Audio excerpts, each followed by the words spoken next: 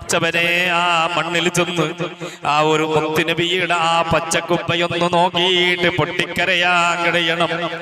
ആ മദീനത്ത് ചെന്ന് മുത്തുനബി തങ്ങള് അന്തിയുറങ്ങുന്ന മണ്ണിന്റെ ചാരത്ത് നിന്ന് ആ പച്ചക്കുപ്പയൊന്ന് ദൂരെ നിന്ന് നോക്കിയിട്ട് ആ ഹബീബ് അതിന്റെ നേരെ താഴെ വിശ്രമിക്കുകയല്ലോ.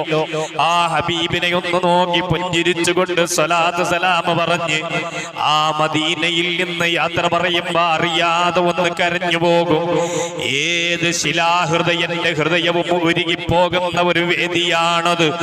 ആ ഹബീബിനോടൊന്ന് സലാം പറഞ്ഞു പൊട്ടിക്കരയുമ്പോ അത് ദുഃഖത്തിന്റെ കരയലല്ല, അത് പ്രേമത്തിന്റെ ഇഷ്കിന്റെ, അത് പ്രേമത്തിന്റെ ഇഷ്ടത്തിന്റെ കരച്ചിലാണ്.